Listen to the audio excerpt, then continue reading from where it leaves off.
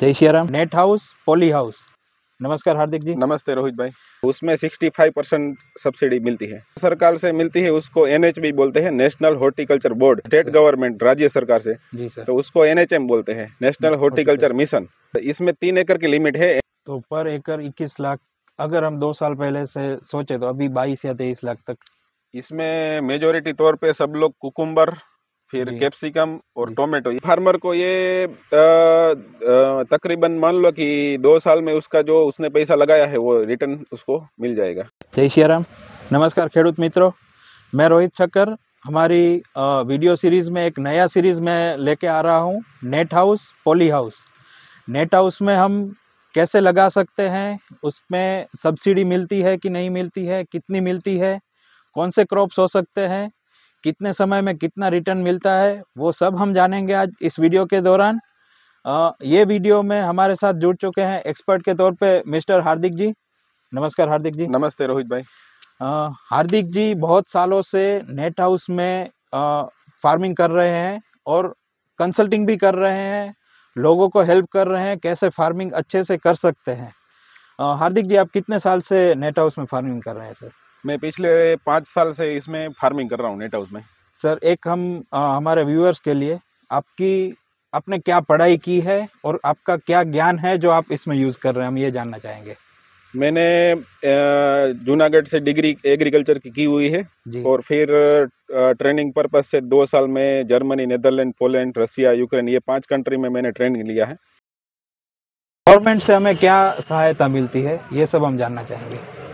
ये इसमें क्या है, 2 जगह से हमें सब्सिडी मिलती है। एक तो केंद्र सरकार से मिलती है और जी। एक राज्य सरकार से मिलती है। जी सर। केंद्र सरकार से मिलती है, उसको NHB बोलते हैं, नेशनल हॉर्टिकल्चर बोर्ड। जी सर। तो उसमें क्या है कि 50% सब्सिडी का रहता है। जी सर। और जो हमें मिलती है अपना स्टेट गवर्नमेंट राज्य सरकार से, जी सर। तो उसको NHM बोलते हैं, नेशनल हॉर्टिकल्चर मिशन। जी तो सर। उसमें 65% सब्सिडी मिलती है। जी सर। तो सर ये 2 अलग सब्सिडी है, तो उसके कोई क्राइटेरियाज रहते हैं कि इतना हमको लगाना पड़ेगा या ऐसा कुछ?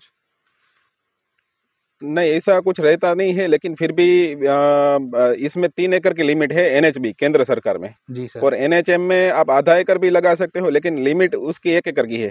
एक नाम पे 1 एकड़ का आप बना सकते हो। मैक्सिमम 1 एकड़ तक। हाँ, मैक्सिमम 1 एकड़ का। जी सर।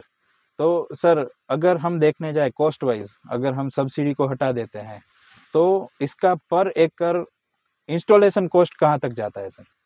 ये स्ट्रक्चर का कॉस्ट 20-21 लाख तक, जो सब्सिडी वाले स्ट्रक्चर है 20-21 लाख, जो वो क्या है, पाइप के हिसाब से अप डाउन चलता रहता है। जी सर। तो सब्सिडी भी उसके हिसाब से अप डाउन चलती रहती है। जी सर। तो ये पाइप के हिसाब से उसका रेट अप डाउन चलता रहता है। हमने जो लगाया था आज से 2 साल पहले, तो तब 21 लाख रुपया में बना था। जी सर। तो पर एकड़ 21 लाख, अगर हम 2 साल पहले से सोचे तो अभी 22 या 23 लाख तक खर्चा जा सकता है, सबसे अच्छा हम मटेरियल यूज़ करें तो। हाँ हाँ। जी सर, दूसरा इसमें कौन से क्रॉप्स हम ले सकते हैं? इसमें मेजोरिटी तौर पे सब लोग कुकुम्बर, फिर जी। कैप्सिकम और जी। टोमेटो, ये 3 मेन चीजें हैं जो सब्सिडी में इंक्लूडेड है। जी इसके सर। अलावा भी अभी कच्छ में फार्मर ने बहुत सारे क्रॉप लगाए हैं, जैसे कि बनाना है, जी ब्लैक सर। शुगर कन है, मेरीगोल्ड है, कॉलीफ्लावर है, जी सर। और आलू भी अभी तो लगाने लगे हैं नेट हाउस में। नेट हाउस में आलू। हाँ हाँ। फिर जी। बाकी जो उसकी सब्सिडी की हिसाब से देखा जाए तो ये 3 क्रॉप मेन है, कुकुम्बर, कैप्सिकम और ये अपना tomato. Tomato. Sir as an average farmer अगर मैं लगाने जा रहा हूँ तो मुझे ये पर एनम कितना रिटर्न करके दे सकता है? एज एन एवरेज फार्मर, आप बहुत ही एग्रेसिव फार्मर है, आप बहुत सारे एग्रेसिव फार्मर्स को जानते होंगे, मैं एवरेज फार्मर की बात कर रहा हूँ। एवरेज फार्मर को ये तकरीबन मान लो कि 2 साल में उसका जो उसने पैसा लगाया है वो रिटर्न उसको मिल जाएगा। मिल जाएगा। हाँ। और फिर कितना प्रॉफिट रेशियो पर एनम रहता है एवरेज हम पर मानने एनम चले? मान लो कि 1 एकड़ से 5 से 10 लाख रुपया पर एनम रहता है। 5 से 10 लाख रुपया पर एनम इसमें प्रॉफिट हम कमा सकते हैं। कितनी क्रॉप साइकिल सर हम ले सकते हैं इसके, अगर नेट हाउस में?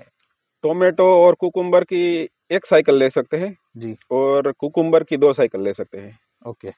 बाकी ब्लैक शुगर केन है, बनाना है, तो वो सब की 1-1 साइकिल ले सकते हैं। एक साइकिल ले सकते हैं। हाँ, अगर पोटैटो किया है तो 1 पोटैटो की ले सकते हो, 1 आप कुकुम्बर की ले सकते हो। तो जी क्या है सर। वो क्रॉप का टाइम पीरियड होता है, उसी के हिसाब से चलता है सब कुछ। सर एक दूसरा रहता है कि क्रॉप रोटेशन, तो इसमें क्रॉप रोटेशन कहीं पे होता है कि भाई ज़मीन भी ना खराब हो या पेस्ट का जो दिक्कत रहती है, तो उस इसमें नेट हाउस में भी क्रॉप रोटेशन अप्लाई होता है कि नहीं, इसमें कोई दिक्कत नहीं आती है क्रॉप रोटेशन में? हाँ, अगर बहुत निमेटोड ज्यादा बढ़ गया है तो हम मैरीगोल्ड का एक क्रॉप ले लेते हैं, बाद में कुकुम्बर का लेते हैं।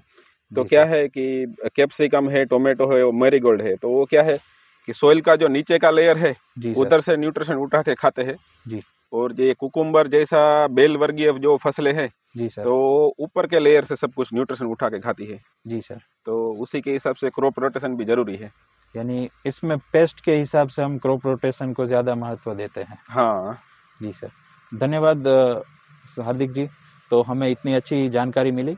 खेडूत मित्र, हमने हार्दिक जी के साथ नेट हाउस के बारे में बहुत अच्छी डिस्कशन किया है।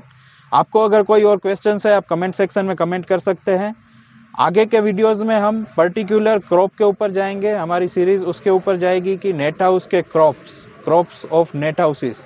तो हम लोग cucumber, tomato, capsicum, marigold, sugarcane सबके बारे में क्या प्रोसीजर रहती है, कैसे करते हैं, कितना रिटर्न आ सकता है, वो सब हम जानकारी लेंगे हार्दिक जी के पास से ही। अभी के लिए इतना ही। जय सिया राम। थैंक जय you Shri Hardik Ram. Ji. Thank you.